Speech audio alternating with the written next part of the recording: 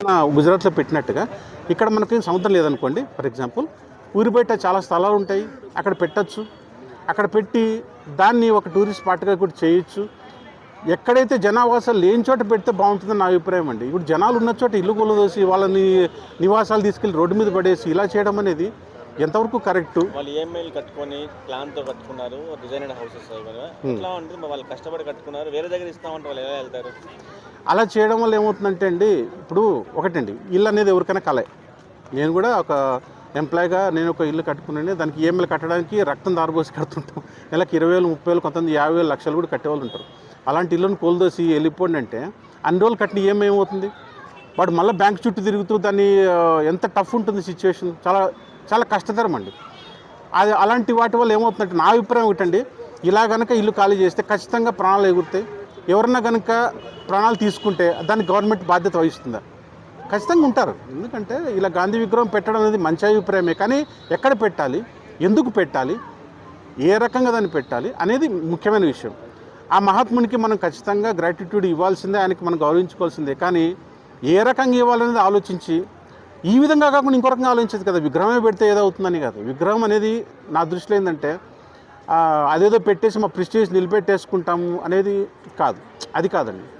ఆ కాన్సెప్ట్లో కాకుండా ఇంకో రకంగా సంక్షేమ పథకాలు అండి సార్. ఇప్పుడు ఎగ్జాక్ట్లీ అదే చెప్పబోతున్నాం సార్. ఇప్పుడు చెప్పాలంటే జనాలకు ఇక్కడ హైదరాబాద్లో చూస్తున్నాం కదా, మనకు డ్రైనేజ్ వ్యవస్థ ఉందండి హైదరాబాద్లో. ఒకసారి వర్షాకాలం వస్తే ఆఫీస్ ఇంటికి వచ్చేటప్పుడు ఈ డ్రైనేజ్ వల్ల ఎంతమంది యాక్సిడెంట్లు జరుగుతున్నాయి, ఎంతమందికి ఇదవుతుంది. నాలాల్లో నుంచి నీళ్లు పొంగి పొర్లి దరిద్రంగా తయారైన దీన్ని బాగుపరచండి సార్. 4,000 కోట్లు ఖర్చు పెట్టి, 4,000 కోట్లు దాంట్లో 10,000 ఖర్చు పెట్టి డ్రైనేజ్ వ్యవస్థను బాగు చేయండి. దానికి మంచిగా చెప్పాలంటే గాంధీకి సంబంధించిన పేరు పెట్టే మేము ఇలా చేస్తున్నాము, ఒక పథకం పేరు ఆయన పేరు పెట్టి చేయండి, జనాలు తలుచుకుంటారు కదా. ఆ వ్యవస్థని క్లియర్ చేయండి. రెండో పాయింట్, ఇప్పుడు నేను చెప్పాలంటే మనకు ఈ మెట్రో ట్రైన్ వ్యవస్థ తీసుకొచ్చారు, బాగానే ఉంది. ఇంకో పాయింట్ అలా ఏంటంటే ఇంకా మెట్రో ట్రైన్లో డెవలప్ అవ్వాల్సిన ప్లేసులు చాలా ఉన్నాయి. ఇంకా వాటన్నిటిని డెవలప్ చేయండి సార్. ఇప్పుడు ఊరిబయట్లు ఇంకా కొంతమంది మెట్రో రైలు లైన్ ఉన్న చోట మాత్రం కాకుండా ఇప్పుడు మీకు ఇంకా హైదరాబాద్ చుట్టుపక్కల పర్యాటక ప్రాంతాలు మెట్రో లేదు కదా, అక్కడంతా మీరు ఇంకా తీసుకురండి. అలా చేస్తే బాగుంటుంది. కానీ అలా కాకుండా విగ్రహమే పెట్టేస్తే ఒకటి సార్, విగ్రహం అనేది నా దృష్టిలో ఏంటంటే అది ఎంతవరకు విగ్రహం దగ్గర పోయి మనం దండం పెట్టుకొని వచ్చినంత మాత్రం అది కాదు, అది కూడి పెట్టదు కుమ్ము పెట్టదు నా ఉద్దేశం అండి.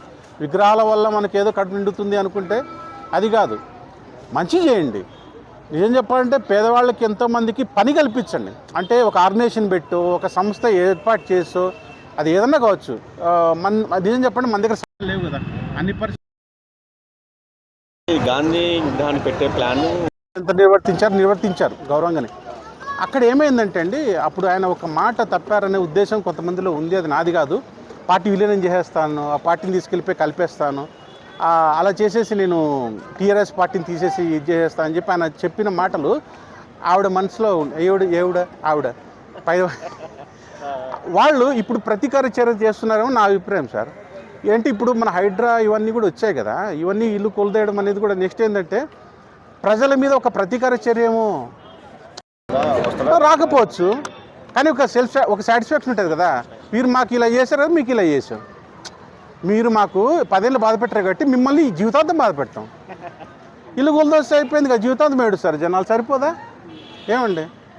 ఒకనొక టైంలో రేవంత్ రెడ్డి గారు చెప్పారు కదా సార్, మీరు ఒకవేళ ఇల్లీగల్ ప్లేస్లో కట్టుకున్నట్టే దాన్ని గ్రీనరీ చేసుకోండి, దాన్ని అంటే పోయి గవర్నమెంట్తో మాట్లాడుకుని దాన్ని లీగలైజ్ చేసుకోండి అన్నారు. అలా అన్న